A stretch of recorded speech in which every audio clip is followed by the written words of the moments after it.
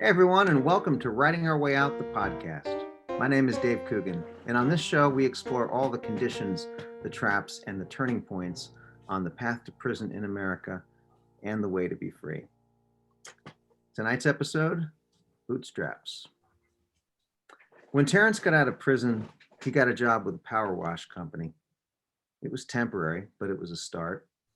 The next job was ringing that bell for the Salvation Army. That was seasonal. His best job was in the Parks and Rec with the City of Richmond. That lasted for years until the city switched contractors and the new one cut jobs. Terence kept scrambling for stability, decent wages, benefits, and room for advancement. No one had to tell him to pull himself up by his bootstraps and find a job, but where are the good jobs for people willing to work? Okay, so the title of today's show comes from this quote I heard from Dr. Martin Luther King Jr. He was responding to critics who wondered why his people were still fighting for racial justice after they had won the right to vote. What more could the government do? Was it not up to the people now to do for themselves? In an interview months before he died, King said, "It's all right to tell a man to lift himself up by his bootstraps, but it is cruel jest to say to a bootless man that he ought to lift himself up by his bootstraps." What he was talking about was this very American idea of self-determination. Do it for yourself. Don't ask anyone to do for you. What happens, though, when you have the will to self-determination, but you do not have the resources to realize your vision? Or the path for moving forward is filled with potholes and roadblocks of wage inequality, economic instability, and these days a global pandemic. Well, here to sort all that out with us tonight is Terence Scruggs, author of Writing Our Way Out, Memoirs from Jail. What's up, Terence? Hey now. All right. Also with us tonight is Victor Tan Chen. Victor's an associate professor of sociology at Virginia Commonwealth University and the author of Cut Loose, Jobless and Hopeless in an Unfair Economy. What's going on, Victor? Hey, great to be with you both. All right. Well, let's get into this.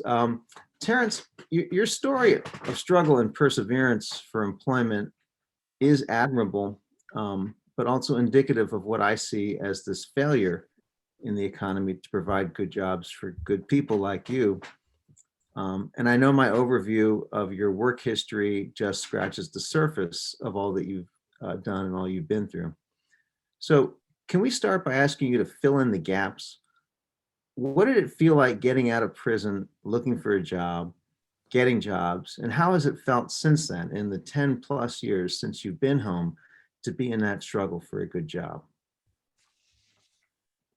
The same way. It's never changing. It's ever evolving, continual rotation, circle. You know, eat, home, provide. Nourishment to live. Legal, and to be on, to sort of do the opposite, the 180 of the lifestyle, and it's tough. It's the system has its mechanisms and it has its way of keeping you where they want you. Yeah. Can you fill in some of the gaps that I gave in the overview of all the things you did? I mentioned the power wash company and then the Target job. Can you take us through what those jobs were like and how you got them and how long they lasted? Uh-huh. Yeah. The first one would, yeah, as you said, with the power washing position, it was I was just coming home. It was like the first 30 days, and I was with family, and family, you're gonna get a job or you're gonna get your place. So yeah, even at my age and even after incarceration, the mentality and the focus or the philosophy hasn't changed towards that. So I went out and I networked and I found a position, power washing trucks. It was dark. I mean, I used to ride 300 miles um, north, south, east, and west outside of the city, whichever way the contract or the billing was for us to do that period of time, you know what I mean? And I did it, you know what I mean? It took all of my weekends. Most of the work was on Friday, Saturday, and Sunday because the fleets were down. And, you know, we had access to the vehicles at that time. So it was from like sun up to sundown. So yeah, I did that up until a situation occurred that we had to do an all night and no one else was there. It was me, the person that managed the place, and one other individual that was driving because I didn't have a driver's license. So it was all of us together. So we had to make sure that all of this was done before the weekend was in. A situation happened. We did all the work. We got back. We were resting to. We even slept in the building Hmm. that night because we had to get up and start again. I think it was like a Saturday night into a Sunday morning. We had to get up and resolve it again. And they called me in the office and was like, the driver said that you were drinking or something or that sort. And this is what we're going to have to do. So that would ended that experience or job for me at that time. So I walked away and I continued to stay positive in spite of, you know what I mean, just coming home and, you know what I mean, not getting upset and look for more suitable work. You know what I mean? It was rough on me at the time. You know what I mean? I'm not as young as I used to be, but it was rough, but I managed and I kept moving forward. And that's when I was involved with getting some other positions with some services that was here in Richmond. They do job services day to day. You can go there and they will hire you and pay you the same day.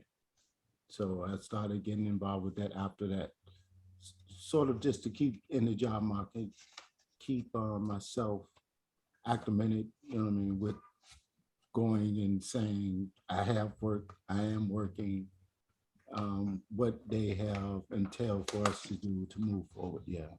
So I could continue to pursue that until, yeah, where I am now. It sounds so stressful.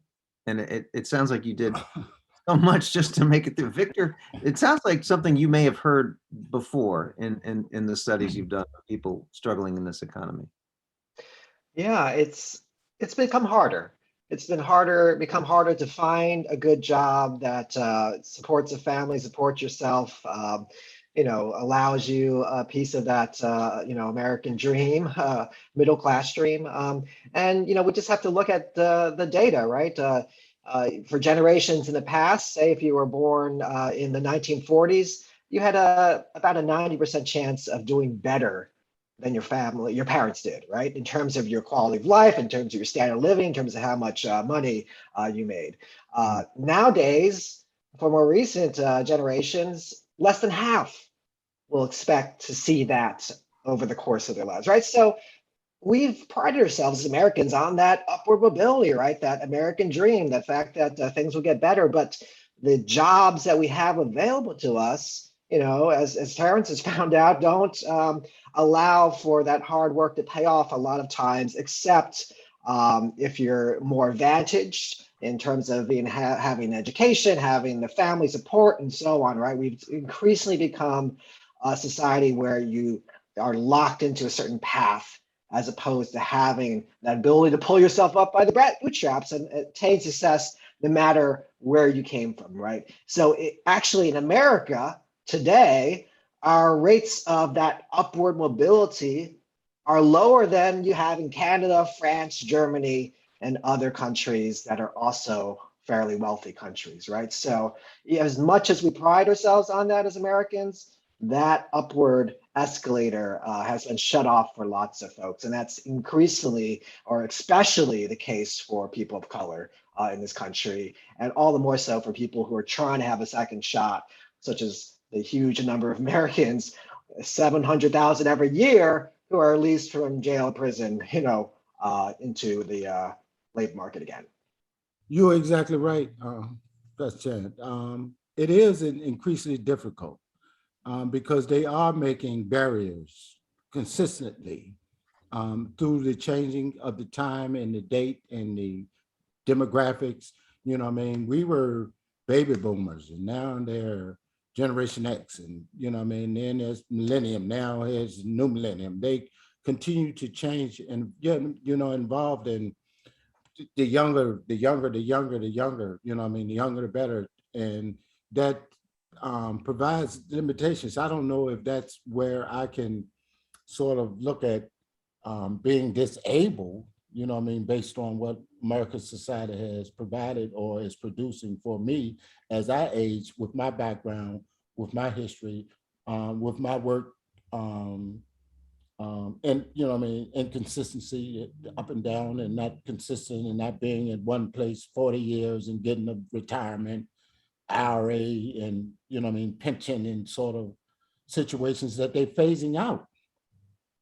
You know, everything now is invest. You got RAs. You know what I mean? Everything you earn, you have to do it yourself, sort of. And if you are in a position, even if you maybe not, you know what I mean, a reentry person, just like as you write in your book about the auto workers, and you have to change demographics and you have to change your job, and you know what I mean, they got on TV and all this advertisement. You know what I mean? This is the new market now, you know what I mean? And if you're not into computers or, engineering or something that's they're looking for, then that's going to drag you and pull you, make it harder for you to progress and move forward, And so in my situation as being a reentry and working with Dave and, as far as reentry and getting back into the job market and working and wanting to be stable, it has been difficult, and it does create a challenge, a huge challenge. And it's vital that the information is put forward and out there, that it's a hurdle, it's a hurdle after hurdle. You hear no, no, no, no, no, so consistently that, everything somebody asks you, your response is no. Well, Victor, Terence mentioned one of the reasons why he keeps hearing no. It might be the different skills they're looking for, something with technology, for example. What other reasons are there? You mentioned race or people of color facing this problem more than others. Can you give us like the broad overview as to why it's so hard for good people willing to work can't get a good job?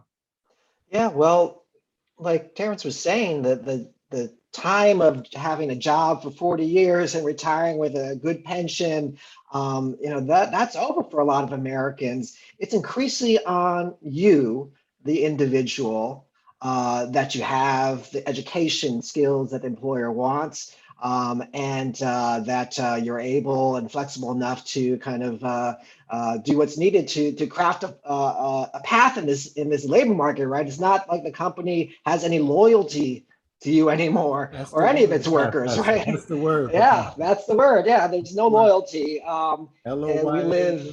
Yeah. Yeah, and it's because that's the way the market works. Increasingly works that way because we've seen over the last several decades, companies are much more oriented than they used to be, even to the bottom line, to shareholders, to the owners of the stock in the company. Call it what it is, Professor. I mean, you call it capitalism. That's the way. American This is the way the market works. This is the way the incentives of the market push managers and companies and so on, right? They're not, one way to raise the stock price is to lower labor costs, right? That means cutting wages. That means getting workers who are on contract, temporary, so on. That means you don't have a career path to a 40 plus year retirement, right? And just imagine coming home and having to face that. Yeah. And you don't have access to any of that. And incarceration, and then you come home and it's like you have to start from nothing. They're bootstraps, Dave. You have to start from nothing and just be like, how are you going to get this done? And just the variation of just what I've been doing. I mean, it's just an example of that. Just trying to find your niche and trying Yeah. to find your way, yeah, and moving forward, yeah. It's tough, and you know, what I mean, it's not going to, from what I'm seeing, going to change. It's just you have to, um, you know, what I mean, fall And in add line. that, yeah, and add that your experience up, Terrence, with all the other millions of Americans, raised in communities where maybe the jobs went overseas, right? Or maybe the factory shut down because of that foreign competition or because of That just automation or went there. whatever. Yeah, there's just Yeah, not jobs to still sustain not. families Yeah. anymore, to sustain marriages for one thing, because so much of it depends on having good employment prospects, right? So you take that, kind of multiply it by all the people affected, and you could see why, a lot of communities are really struggling in this day and age, even as the economy, the stock market keeps rising and rising and rising, but or average Americans are struggling. And that's an important thing to note too, by the way, is that, we always talk about education, importance of education. Well, 2/3 of Americans 25 years and older do not have a college Exactly. degree, Yeah, that's right? my So point. it's a widespread thing, right? What do you do with those With those folks people, to, yeah. yeah, you Raise need up to give them, trumps. you got you got to give them something, right, to sustain themselves, right? Raise up trumps. No, I'm kidding. But at the end of the day, that's what it is, because everybody feels um, I'm not getting mine. Mhm. Where is mine? And it becomes a selfish thing. And it, Yeah. you know what I mean, becomes really focused, or a sort of determination to sort of stay out that fray and want to move forward, in a positive way, and to um, not be an example, but just, I mean, do it for yourself as far as I'm concerned, moving forward, just do it for me. I mean, I ain't trying to be no example. I'm not trying to show everybody, hey, you can do it, follow me, sort of, cheer, but yeah, just stay focused and, getting it done, because it's tough. And, I know a lot of people deal with a whole lot of things, with families and everything, and income and bills, and, and relax, people don't have vacations no more. What happened to all of it? Yeah. Yeah, it's tough. It's a struggle. So. Well, that's why you see all these people that left the labor market more recently, right? They finally, because of COVID, they realized that is this worth pursuing and risking their lives over the kind of crappy jobs that a lot of folks were working, right? And so we see this kind of widespread revolt over just the quality of work that's available to a lot of folks, and the fact that it barely makes ends meet, and that you have to deal with these pretty miserable working conditions, Hey, no matter what the jobs. look, what happened when they gave that extra money when COVID? Everybody stopped Yeah. working today. Yeah. Victor, I Just want to, Yeah. want to go back to work, so because of, yeah, the income, and what I mean, and being able to relax, and yeah. And then let me they talk ask, about they gonna stop it because don't nobody want to go back to work. But I mean, fair play, ain't no robbery. okay, that's the word, fair. Terrence, I want to go back to what Victor said a minute ago about unfair. You said Terrence said it's greed, and you said that's just how capitalism works. And your book subtitle is Jobless and Hopeless in an Unfair Economy. And I wanted to ask you to say a little bit more about that, so is capitalism inherently unfair? The way that it Question, Dave.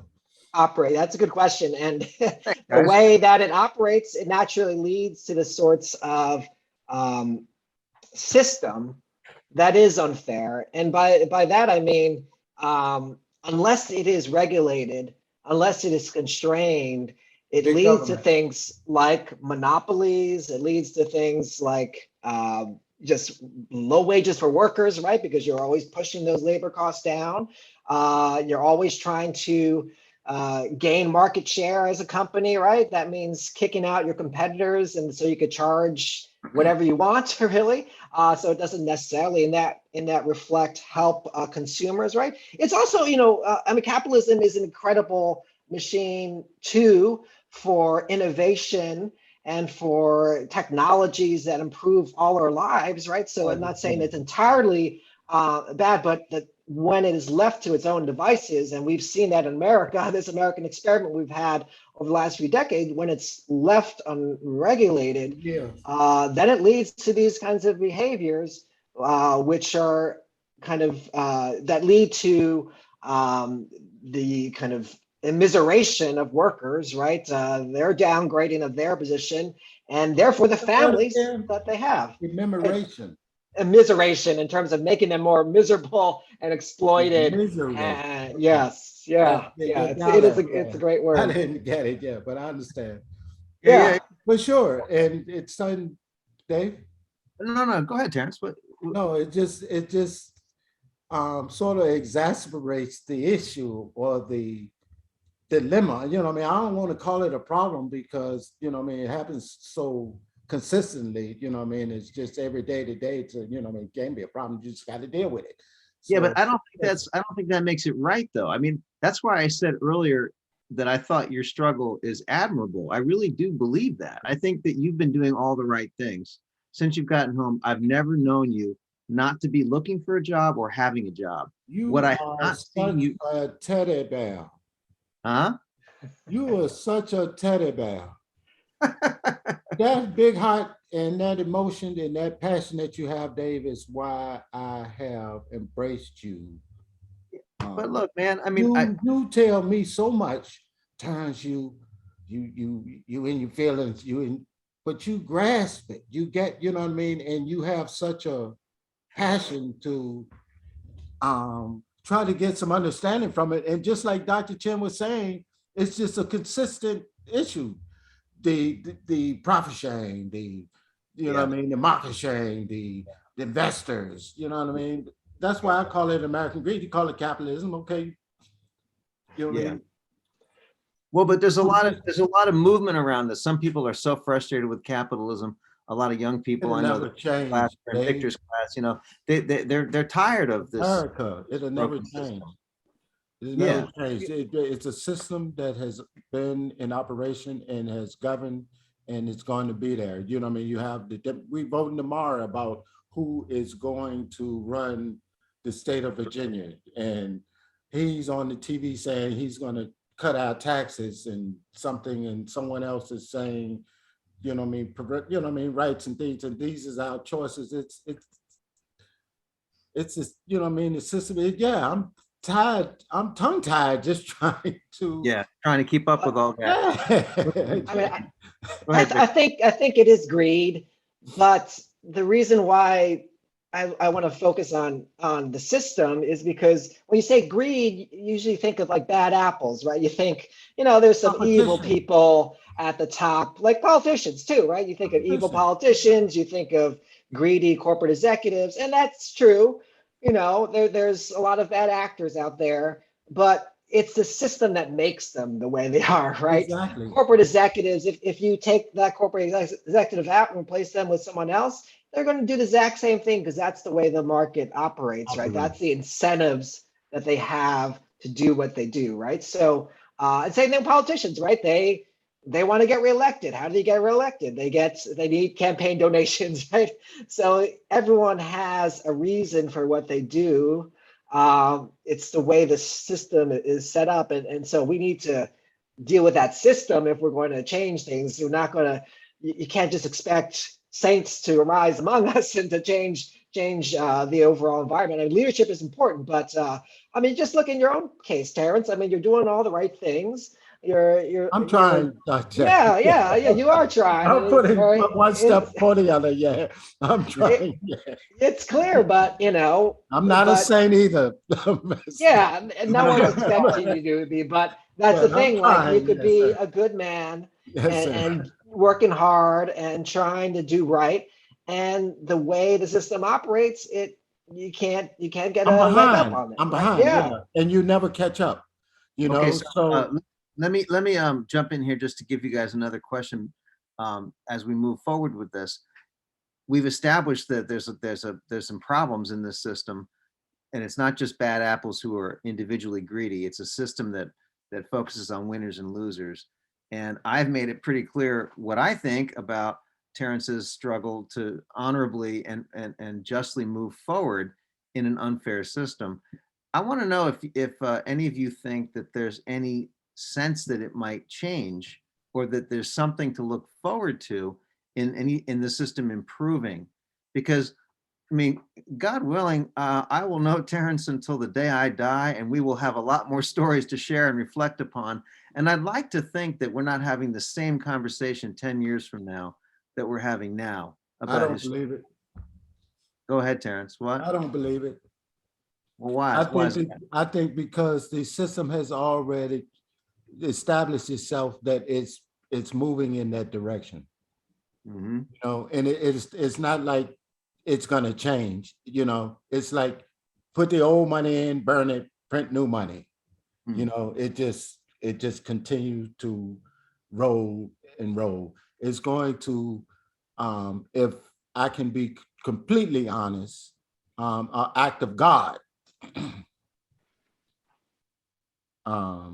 to sort of equalize, you know what I mean, us as, you know what I mean, not just a race, but as a people, you know, to deal with some of those underlying currents, you know what I mean, that has evolved us as a people, you know, and it doesn't get any easier as they start IT and AI and, you know what I mean, some other, you know, space that, you know what I mean, all of those advances that, you know what I mean, they're doing, you know what I mean, for the waysiders. They're just going to be what they call, you know what I mean, the first generation tribal.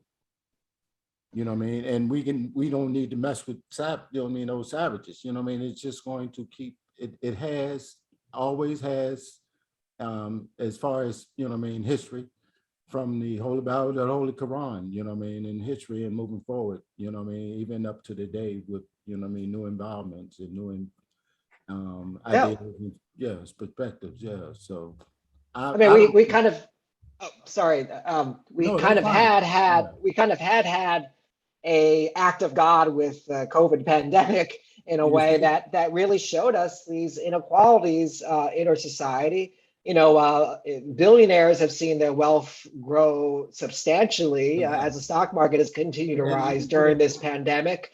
And meanwhile, we see, you know, essential workers risking their lives at the beginning, especially of the pandemic, to help all of ourselves get through this crisis, right? yes, sir. Amen. And we also have this labor movement arising right now, where you see strikes around the country and around the world, even and And union not wanting to be approval. mandated, you know, I'm not going to do this. And you can't, you know what I mean, because I have to raise my family or, you know what I mean, to eat and, you know what I mean, to, you say the American dream. That's what we started with, First Chin, when you first started with the show. This is the American dream, Mhm, mhm. you Yeah, know?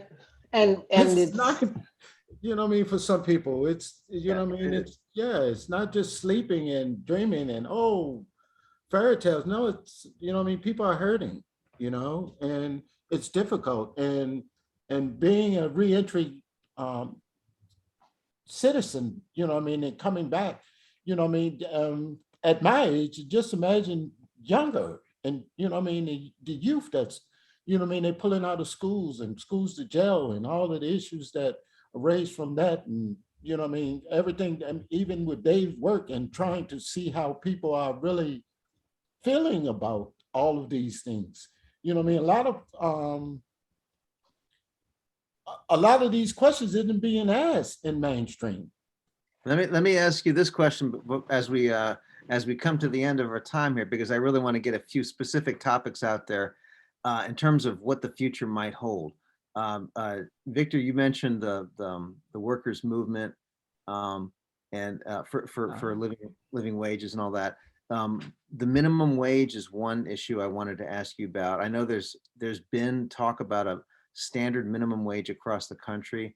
Um, I know that there's other ways to approach this. A guaranteed income is a plan that I've heard about in Chicago.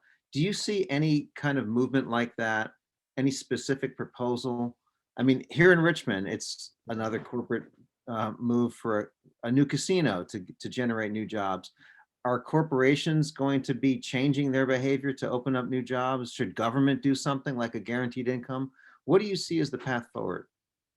And it's interesting, Dave, that you brought up a guaranteed income because one of the early proponents of something like a guaranteed income was Martin Luther King Jr.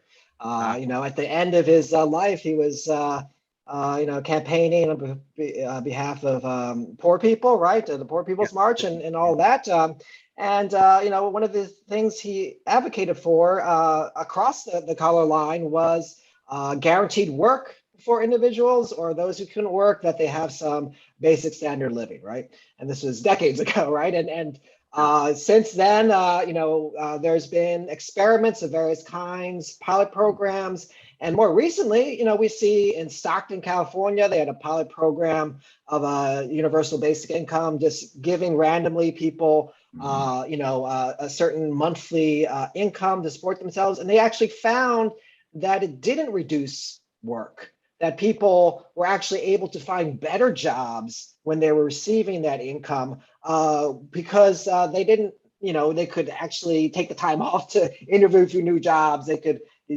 pursue kind of strategies to gain American skills dream. and things like that. Yeah, they could, they had the kind of wherewithal, the kind of flexibility to really to dream as opposed to just put their nose to that grindstone, right? All day, every day. Yeah. How can you dream if you? How can you aspire to greater things if you're just Be like making one it? of the Sphinx and shave the nose off, you know. Yeah.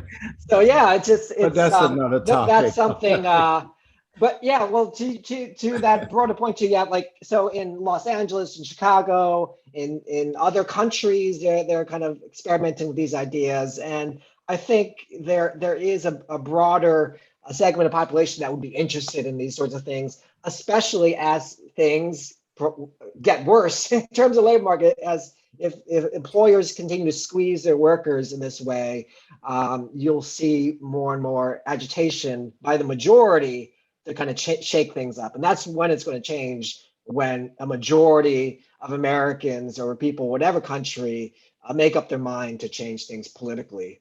And we can be hopeful. Certainly we can. You know what I mean? We Good. don't have to I was be about to ask you. depressing. Go Thank ahead, you. Hopeful. I want to give you your final thoughts, and then I'm glad you're on a hopeful note. So continue with that. Yeah, we can be hopeful, guys. You know, it is what it is. You know, you stand up and you face it. You know, as words said, when you was a child, you thought as a child, but as you become a man, you have to think as a man. So, yeah, hopefully, good men as you and my man there. You know what I mean? The work can continue to move forward and progress. And like you said, if we can get a majority, you know, and even though we may not be able to reach back and grab all of that has been downtrodden or forgotten, it will make things better, you know what I mean, moving forward. That's my hope. Go ahead, Victor. You have final thoughts for us before we close out the show? Yeah, well, I think Terence is right. There's power in numbers, and if enough good people stand up and kind of, believe in their democracy enough to you know, organize and to and actually dream something better than what we have now, then things will change. So just thinking that in those terms, and that future will come. Amen. Yeah, man, that's Yes, what I want to believe in. Sounds good, Doc. That's all the time we have for. Yeah, thanks so much, Terence and Dave. Yes, sir. Hey, that's our show. Thanks for listening, everybody, and thanks to our guests, Terence Scruggs and Victor Tan Chen. Thank you both. Hard to say that, isn't it? Victor Tan Chen. It's a long name, yeah, but it's all good, man. Hey, Dave, thank you, man. Love you, man. Yeah. Listeners out there, if you want to learn more about this show or hear previous episodes, you can please go to writingourwayout.com. You can also listen to the show on our website, writingourwayout.com, on YouTube, Spotify, or Apple Podcasts, where I hope you'll subscribe and leave a review. We'd love to hear from you. You can email me from the webpage or follow the show on Twitter, Facebook, and Instagram. Reach out and let us know what you're thinking. The theme music was written and produced by Chris Coogan. You can learn more about him at cooganmusic.com. The show is produced by Rob Crocker, a PhD student in media art at Virginia Commonwealth University, and his faithful team of interns from the Robertson School of Media and Culture. Thank you all for listening, and we'll see you next time on Writing Our Way Out, the podcast.